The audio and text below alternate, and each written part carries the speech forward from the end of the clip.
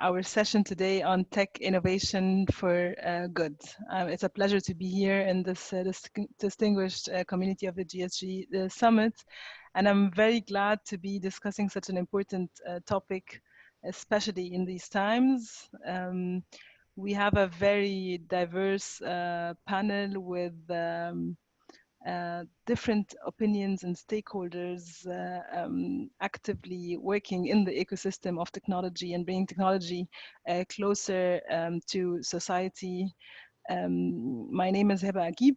I'm the Chief Executive of the Respond Accelerator of the BMW Foundation, and I'm glad and honored to welcome my panelists and you as speakers.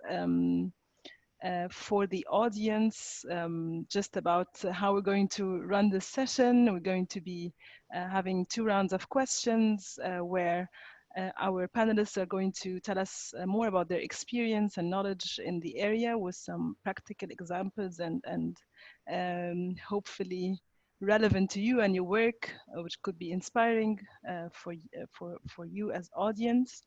Please feel free to put in your questions in the Q&A section in this chat, not the chat, the Q&A part. And we're going to start addressing the questions after 25 to 30 minutes. So the last 15 minutes of the session are going to be Q&A and going deeper. And I'm looking forward to very nice and energetic discussions. So I would like to welcome the panelists, Nicole Anderson, Managing Partner at Red Sand Ventures. Hello, Nicole. Then Dr. Wanli Min, CEO and founder of North Summit Capital and Quad Talent Technology. Nice to have you here. Dr. Geetha Manjunath, from India, founder and CEO of Niramai Health Analytics, and Daniela Kandel, Senior Director of Innovation Bridges, Startup Nation Central. And it's going to be a very exciting discussion, I can guarantee with you. We had a previous getting together and it was an interesting conversation already. So I'll start with Nicole. Can you tell us more about your experience at Red Sand Ventures? And we spoke about sustainable venture capital and the future of venture capital. Can you tell us about your experience, the definition of sustainability in venture capital and where we need to go? Thank you, Heba, and welcome everyone. I'm sure it's going to be a great virtual conference this year.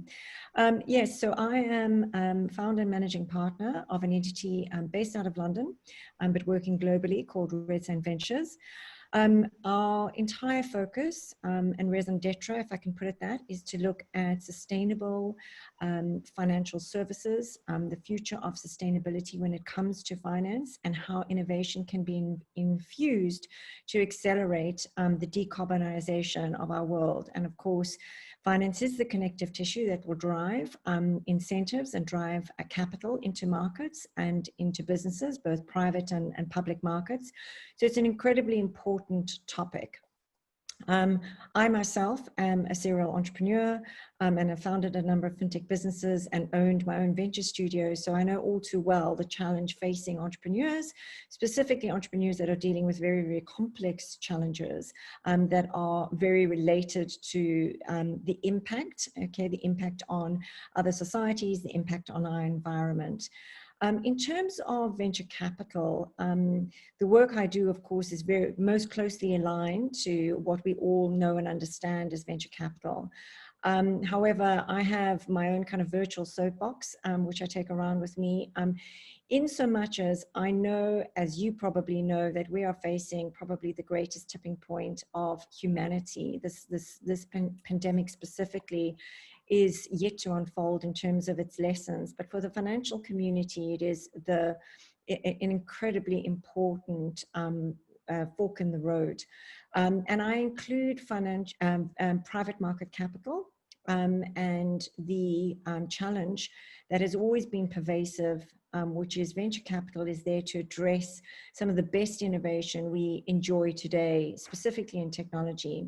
And yet it is one of the most opaque mechanisms for allocating capital. It is a model of home runs. It is a model of actually it doesn't require too much out of a portfolio of 25 just to get one unicorn, right?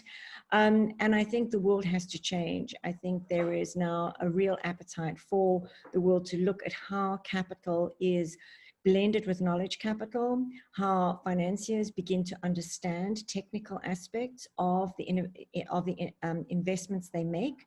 There is also a very big condition associated with how they themselves adjust their timing and their metrics, all right, and how they take responsibility for aiding the life cycle and the growth of their portfolio companies. It's a lofty goal, and I'm happy to give more tactical examples as we go through the discussion. Thank you.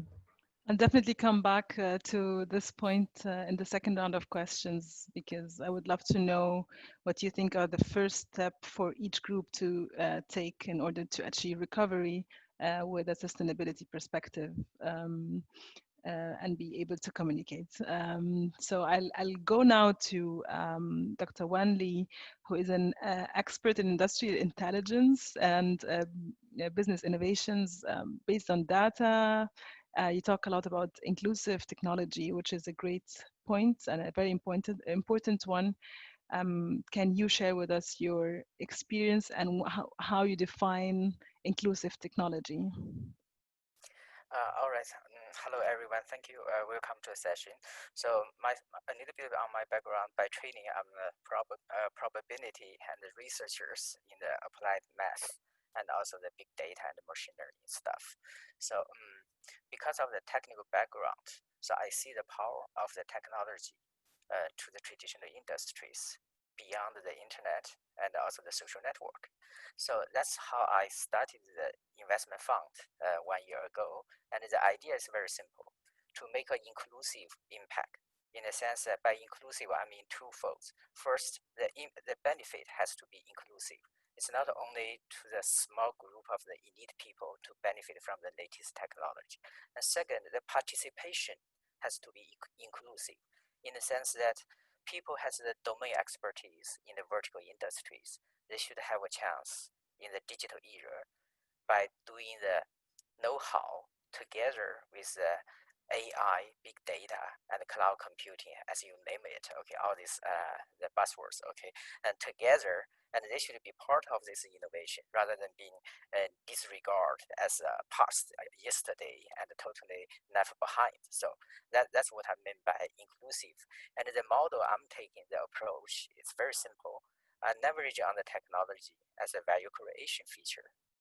Use that to create a new solution to existing industry. In particular, like the agriculture, the green agriculture, and the manufacturing, the evergreen industries. And second, leverage on the capital part as an investment vehicle to do the value capture. So, in combination, the tech for value creation and the capital for value capture. And the target is the evergreen industry, including the traditional industries in particular, and the participation, more important, to mobilize and inspire the SME subject matter experts in the vertical industries to be part of the game, part of the innovation, part of the value creations. All right, back to you, Herbert. Oh, thank you so much, and I'm very happy to be able to deep dive in healthcare and agriculture. So because our speakers here today, Geetha can tell us more about her experience with solution for cancer screening and service technology to be reachable and scalable for the people. How would you comment on Wanli's point to inclusive technology, and how do you sense that you are doing this in your work? Yeah, hi. Thank you for inviting me for this panel. It's wonderful to be part of this session. Yeah, I'm Geetha, CEO and founder of Niramai Health Analytics. what we do at Nirama is to develop a completely new way of detecting breast cancer using AI and big data and machine learning that the previous speaker already talked about. So what we are trying to do is to develop an affordable, accessible method of detecting early stage breast cancer in a completely privacy aware manner. So we basically measure the temperature variations on the chest using thermal imaging, and we've developed a machine learning enabled software solution to analyze this thermal distribution to automatically say whether a person requires a test to be done, a diagnostic test to be done immediately, or she's safe and sort of, she can go for the regular normal. This is a very important problem. And as a technologist, I hold a PhD in the topic of AI, and 25 years of experience in Hewlett Packard Labs and Xerox Research, trying to solve a future problem or future perceived problem using a technology-enabled solution. And I've always been an entrepreneur for the last 25 years, and last 3 years is when I took the jump out to be an entrepreneur. In all of these, I've seen that, if you pick a problem that requires attention, you'll always find a way of solving it with process and technology, a combination of these two. So particularly, AI and, deep tech, where the data can be used for making decisions, can actually, in some sense, scale up the current technologies that are available to reach a lot more people, including the underprivileged and the rural, population who may not have access to, let's say, healthcare or education, or high quality healthcare and education. And here an AI can double up as a mock doctor or a robo doctor, along with a healthcare worker coming in. And so sort of, increasing the bandwidth, increasing the skill set of the health worker by bringing the intelligence, which is embedded in the AI algorithm. And the AI model itself is basically depicting how experts think about the problem, how experts decide about a particular solution like cancer or non-cancer, because they are trained using, very authentic labels, right? So, in some sense, bringing in this gap in of high quality healthcare and education that exists as almost like, I call it like a digital divide between the rural ecosystem and the urban ecosystem, or developing world and developed world. This can be bridged with technology-enabled solution. In particular, I'm very fascinated and convinced that AI can play quite a big role in bridging this gap. And I'm happy to talk about my own experience doing this in the cancer care. Yeah, that's a very valuable experience, which we would like to hear more of. I was also speaking to Daniela, who worked in scaling up agriculture technology, agriculture, agri-entrepreneurship, coming from a very core technology perspective, and how to scale up core technologies to be accessible all over the globe. So Daniela, how was your experience, like commenting also on Geetha's experience or background? How do you see the role of technology and technologists actually to scale up core technologies worldwide?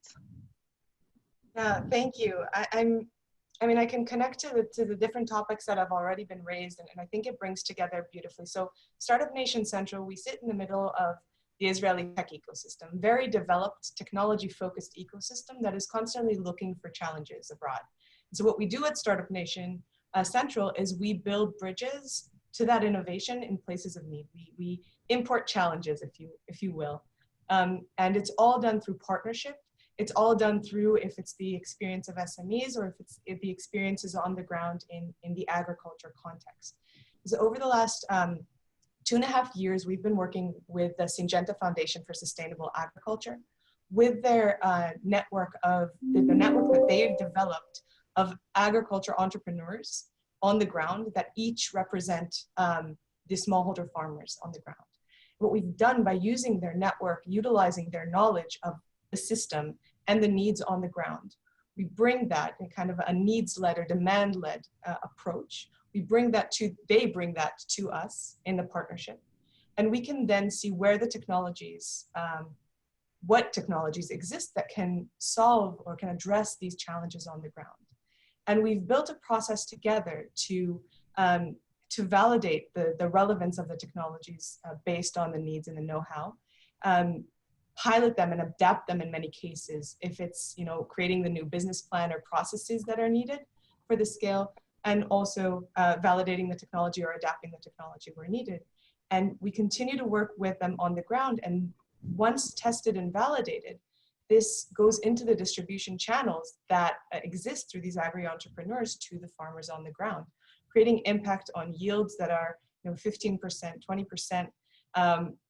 And also you look at the externalities on the quality of the ground, the utilization of water. There are a lot of benefits, but the beauty of this partnership between these two NGOs, we're an NGO and so is Syngenta Foundation, of course, we've really seen a way that we can bring, you know, the technological capabilities through our work in the ecosystem to a model that actually kind of brings them from zero access to the market to a full plan that is today, with some of the companies are already scaling and already in distribution and continuing to grow. And the beauty is kind of we bring that that demand in for you know, the most the most rural populations, these farmers, and you can think about the needs that they have in health, the needs that they have, the additional needs that they have in their lifestyles. And this partnership is very unique, and I think it really about democratizing, working together, and bringing that core technology into the market. And Daniela, you said that when you look in the entrepreneurship landscape and who is now surviving the crisis time and who's not, what did you observe? We talked a lot about infrastructure. Yes. What do you think is the most critical point that makes startups or companies empowered to overcome such crisis times? So if I use the Israel, kind of the context that we've seen on the ground, and kind of to pull away a little bit from the agriculture, the challenges on the ground for the smallholder farmers and for Syngenta from day one was the challenges for everyone, but the ability to adapt was critical. So in Israel, you know, of course, the companies that are in the fields of health and agriculture, when we look at the startups, but when you look at the, on a country level, on a national level, or even on a regional level, institutions in Israel, for example, the whole management of the COVID crisis was done from the Heba hospital. That's where kind of they created the central operating office for everything. And the beauty is that they built on the existing relationships and existing knowledge of how to interact with innovation. So if it was telemedicine or diagnostic tools that had already been tested to some extent, and they already knew how to communicate with a few technologies, TytoCare and a few more, were scaled overnight almost to the entire nation. And so that ability to use innovation processes to build on those processes was critical in our first response. And unfortunately, I can't say that our response continues to be that strong, but in terms of the utilization of technology, if you have those processes in place to communicate with innovation and to work together to solve challenges, as Geetha said before me, and so did Wanli, as other panelists said here, that connection of working together, if that process exists of these open innovation processes, it's much easier to adapt and to utilize that in times of crisis, where we've seen other locations, other partners, that this infrastructure wasn't as developed, or wasn't that process of collaboration wasn't structured. It's much harder to start thinking about how you utilize and test technologies in time of crisis. Thank you, Daniela. And I also wanted to ask Geetha, we talked about smart cities or smarter cities through tech solutions. Healthcare has an impact. Different AI and technology approaches have an impact. What's your experience? Can you tell us some examples about positive observations or also critical ones? You are muted, Geetha. Sure. In my previous organization, I have used, along with my team, used AI to solve some critical problems in customer care, education, and smart cities, as you rightly said as well, where there is a lot of scope for improving. Particularly, anyone who has been in India, will really, first thing they'll complain is the traffic, right? So how do we actually, handle the traffic well? How do we do that despite the huge population, despite the population who's having at least 2 cars in every, and a bunch of two-wheelers, as we call it, right? Multiple, vehicles going on the round. So there again, we used different computer vision techniques to sort of, so one of the main things that we found was not adhering to rules, right? I mean, it's so common, and you're trying to sort of fix rules and fix, penalties to ensure some good behavior. But having these computer vision based techniques, cameras at every junction, sort of, watching, figuring out, especially if it's everything is like a four-wheeler, like a car, a bus, it's easier. So how do we do that with, all of these smaller vehicles moving around? So that technology is something that we looked at more closer. I think the latest one we're looking at is, again, like I mentioned, cancer screening, where the robo-doctor, when used in a rural healthcare setting, right, is able to automatically, detect whether somebody is cancerous or not, without a doctor coming in. Of course, with a little bit erring on the positive side, so that we can bring the person back into the hospital for performing a follow-up test, right?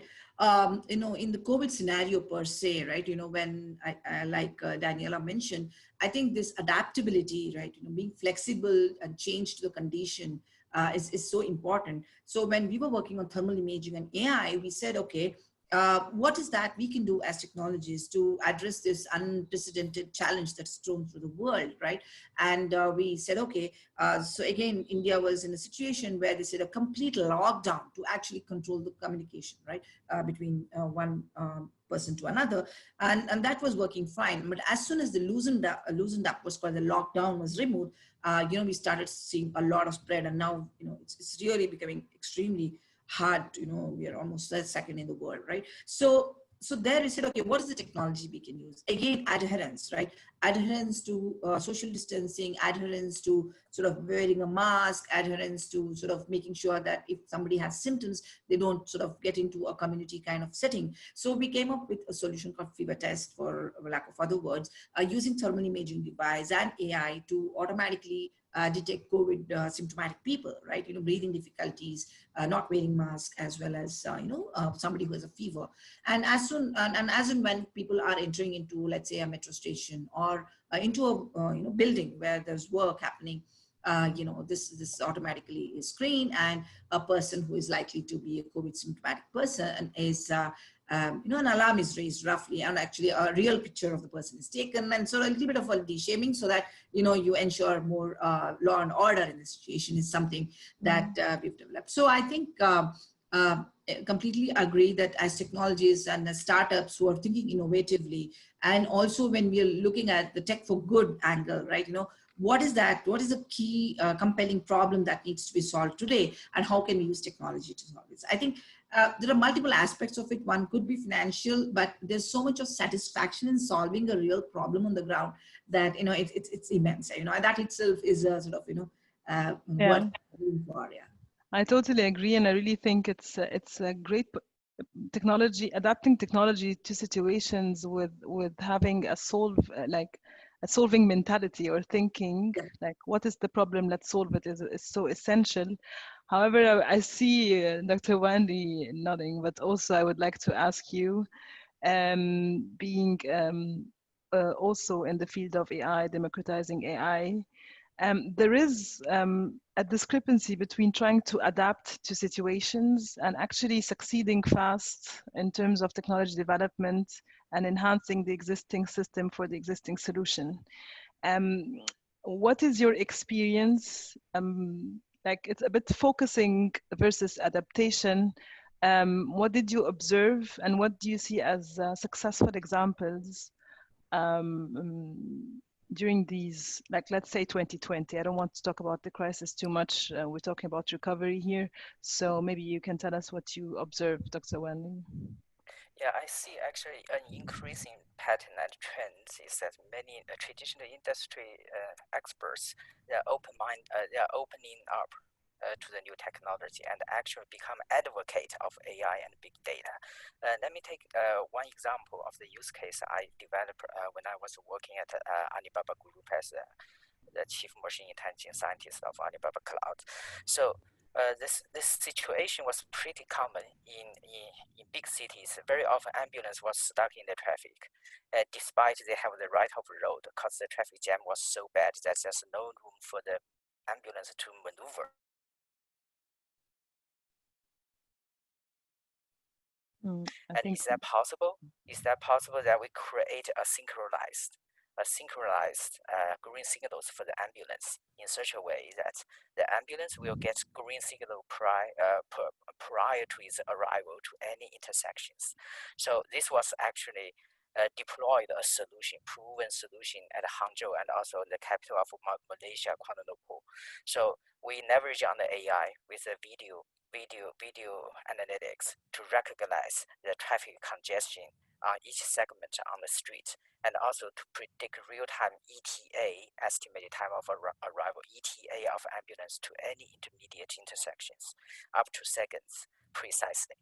And based on the stochastic model, we predict by what time, precise 2 seconds, we should turn on the green signal to the east-west bound or the north-north bound. Okay, by taking this preemptive signal adjustment, we guarantee this ambulance has zero stop on its way rush to the hospital. So, and the impact reduction of travel time of ambulance by more than half.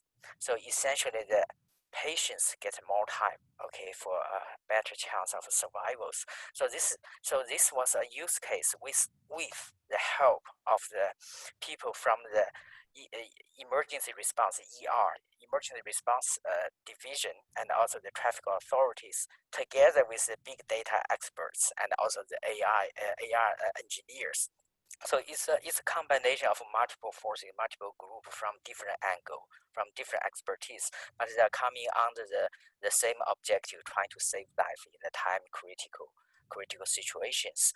I believe this is a perfect example to show the inclusive benefits to everybody, because to all the patients, right, they have equal chance to survival. Okay, and the second is a participation of every party from different professional background, despite somebody does not have a PhD from Stanford or MIT, right? Or somebody has only bachelor degree in certain non-technical majors, but it doesn't matter as long as they contribute together and unified, and then we can put this solution in action. And essentially, this becomes a best answer of the technology to the social needs. So essentially, how does the latest technology make a difference, make an impact to everyone's daily life, and to make life better? So I see more and more similar use cases are developing across the globe, not only in China or in Southeast Asia, but also in the US as well like the emergency response as well. So I see this trend is growing fast. Okay, that's yeah, that's it's very promising to see such examples. I want to go to Nicole, because as you mentioned in the beginning, Nicole, and I'm very conscious about closing the round with you, because you can give us, as an fintech entrepreneur, as an investor, the different perspectives on what is missing to connect technology and innovation for impact with investors. What needs to be done, and how can we reach a point where we can really talk about implemented sustainable systems, a financial system which supports on the long run, tech solutions for social good. So I'll give you 3 minutes. I'll borrow 3 minutes from the audience question time, because I think this is an important point. Absolutely. And I see a question which is bang on, you know, to this point exactly, Heba. I'll be quick. Look, I think from an entrepreneurial perspective, many an entrepreneur is looking at their force for good in terms of their innovation and thinking, how do I get the attention of willing investors? How do I not be seen just purely for my potential scale in terms of financial return for them and a good exit? I think the problem or the opportunity really starts with the investment community relooking at how they measure return, right? So in public markets, there is a big move for scoring and how big funds actually look at the way in which they reconstruct their portfolios. But in private markets, where really innovation is seeded, right, from venture capital and private equity, there is a lot to be done because the same kind of regulatory scrutiny or transparency is not necessarily there. So it comes down to incentives. I think there is definitely enough time-bound activity with any private fund structure, so typically 8 to 10 years, to do this work. What I see is the best way forward is to combine the opportunity for huge transparency and multiple opportunities for reinvestment by the same pool of investors in a portfolio, rather than, you know, each venture, rather than various VCs, for example, taking different rounds, reconstruct the fund, the pool of capital to actually be to be engineered to provide multiple rounds over the lifetime of a particular company, which means typically you have to look at a mix of asset classes, debt and equity, for example. There also has to be mechanisms for governance where you can really understand your portfolio company's impact. And so you really have to understand their businesses more than ever before. And I think also the benefit to the LPs and the investors is that if you do this right, LPs actually have potentially more liquidity events associated with the same investment, which is really very unusual when you look at venture capital. So I think there's a way forward. It just takes a brave move from the private market capital community. And I'm already seeing the change coming through the public markets. So that's good. Thank you, Nicole, for this brief summary, actually, an overview. And I would like to also ask you for, like, we go now to the question part. I'll take the first one, actually, to Nicole. How do you see also opportunities in investment in emerging economies where the technology is not that highly advanced, however, investment is needed? Where do you see potentials there, or critical points, or what needs to be changed?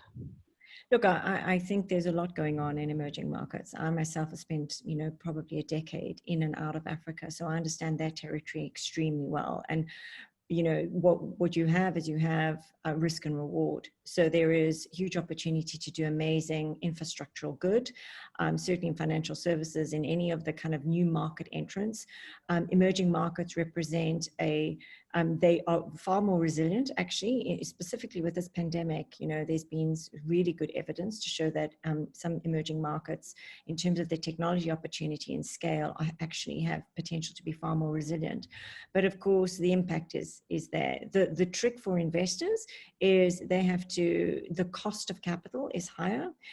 This is not basically parachuting into a region and thinking they can make discrete investments from afar. This requires really a well thought out plan to be in market and understand those markets. So I think there's a bit to give, but then playing the long-term or patient capital game, this is what every investor has to readjust for, right? It's not just in and out. So yeah. In and out for me. That's a very good point. And I also wanted to give Daniela a very related question about the continuity of finance for high impact technologies, but you also are active in the emerging markets. So what's your advice there, or what's your observation?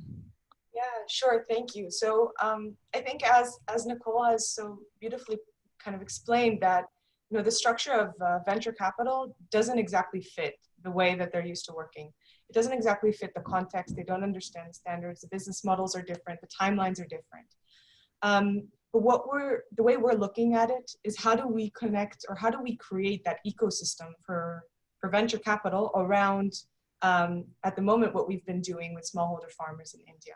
And so we've actually come up with the concept of, we're calling it the Evergreen Impact Accelerator, excuse me, I'm not sure that name will stay, but the concept is to create a blended finance tool, to create a blended finance vehicle that knows how to accept different kinds of financing with different kinds, with the ability to adjust timelines, returns, expected returns, if it's impact returns or pure investment or pure kind of dollar returns, being able to take this program, create a vehicle around it that can actually support these companies in a scalable way. So we actually want to build a whole ecosystem, bringing in these investors with the local capabilities as well, and create that, again, create that continuity of finance that today in the impact investment space doesn't really exist and is critical, right? As an investor, you won't come in if you don't know where the next round or how this is going to continue to play out when you make the initial investment. And so we're really excited about that, and kind of blended finance vehicles, I think, are a way to mitigate this issue. So we're working with the Milken Institute for their Center for Financial Innovation around this model as well in this partnership. It's a very it's a very important point, and actually we all know that selling a tech and business case is different than an impact case, but actually we believe that impact and tech and impact and business are need to be brought closer together, because there's no business in the future without having an impact. And Geetha, there is a question going to you also with the most challenging aspects of execution and how to consider training health workers in order to be able to take the next step. What's your experience from a funding perspective, from an innovation perspective? Sure, I think all good questions, and maybe I'll start with funding, given that, taking the clue on the blended financing. I think that's a wonderful term that's used, and knowingly or unknowingly, even at Niramai, we ended up with a blended financing. So just to sort of expand on that, if we went to the investor saying we will want to sort of do good with this technology and we're going to sort of just serve the rural nation, I'm not sure whether we would have sort of, been able to raise the $7 million that we've raised so far. So what we did was like a dual business model. One, the same technology can be used to do this sort of good for underprivileged. And by the way, the technology itself is so innovative that, we have 9 patents and so on. And so it can be a new test in a hospital or a diagnostic center. So just on its own, it can stand the financial estimates of the future, projections of the future, and so on. And so for that, we get the sort of the investor VC money. And for doing good, we actually were able to raise grants and CSR funds, essentially, to be able to provide some of these screenings, free of cost, and sort of pay for it through other means as well.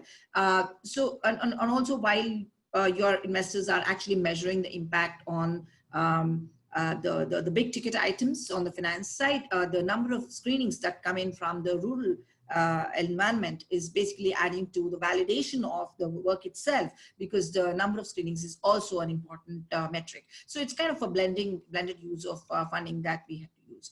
Coming to the specific question on training of health workers, I think it's a beautiful question, because so when we started releasing this solution, the first thing we learned after about 10 months of on the ground is that you need to sort of make this solution in a way that it is sort of self-correcting in some sense, right? Because you give this solution or a software for doing the breast cancer screening to health workers, and we realized that they can make a lot of mistakes during imaging, sort of during uploading, typing in the names, and all of that. So trust me, last 5 patents have been on figuring out, is the health worker doing anything wrong? How do I fix it automatically? And after that, it's working so beautifully, because we give instructions to the health worker saying, you are actually keeping the person very close to the imaging device, take them back. And all of these, guidance is given. That's actually the one of the challenging aspects of making it scalable and working with low skill as well, right? So, but yeah, we're happy to have found that as an opportunity to sort of innovate. And yeah, I can answer other questions, but I'll let the other panelists take up. That's great to hear, and thank you so much for the practical advice and sharing the experience. I'll go with the last complex question to Dr. Wanli. So there is the question about how can we be fair with technology and that we don't create any asymmetry in the markets by supporting and funding particularly a side of technology and leaving out the rest behind. It's another way in looking into inclusivity and inclusive technology and innovation. And then maybe also a quick answer to the question of what the companies, what are the type of companies you invest in, and if you had any difficulties to raise capital for fund. We have 2 minutes for the questions. I'm very sorry for that. So we have time for closing. Okay. Okay, so the short answer for the question. So first of all, because the fund, my business model is a tech plus capital together. So it's a new operational model. The fundraising is certainly not easy, but the good news is that so far we already got $300 million already. So first closing. So it's not so bad. Okay, in terms of what kind of company we are investing, so basically we are investing in the companies which provide technology service for traditional industry, in particular agriculture, manufacturing, and logistics, and healthcare, health tech. Okay, so this is the focus of the fund. And also in terms of the stage, it's pretty much like the late stage, like the Series B and the Series C. And Heba, I remember there's another question about the fairness of the technology, right? Fairness. Yeah. Okay. Okay. So I guess so. First of all, to ensure the fairness of the technology parts, I think we have to define the problem correctly, have a fair definition of the problem, the objective, before we apply the technology. If the problem is yearly defined, and then doesn't matter what kind of technology you are using, your solution is not going to do any good to the society, okay, or for the social good. So to that end, I think we should focus more on the problem definition rather than what kind of technology we are using. Okay. Thank you so much. There's a 1 minute comment. If someone wants to add to any of the questions, please feel free. One of the panelists, maybe.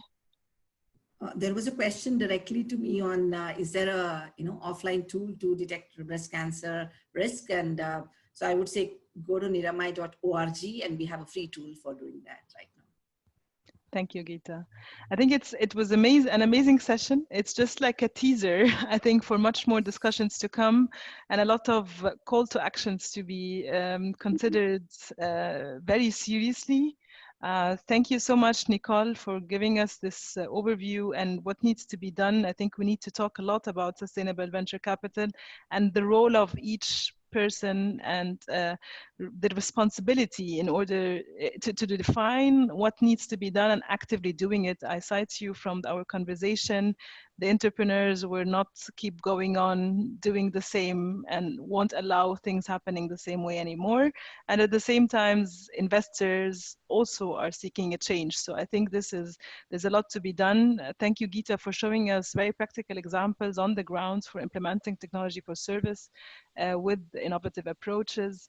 Daniela, for this holistic overview and again, taking technology in the core of solutions, but not as the absolute. At the end, we know that it's serving people and societies in emerging markets, in high-tech markets, in all over the world, and there's a way to scale them up. And thank you for showing examples for that.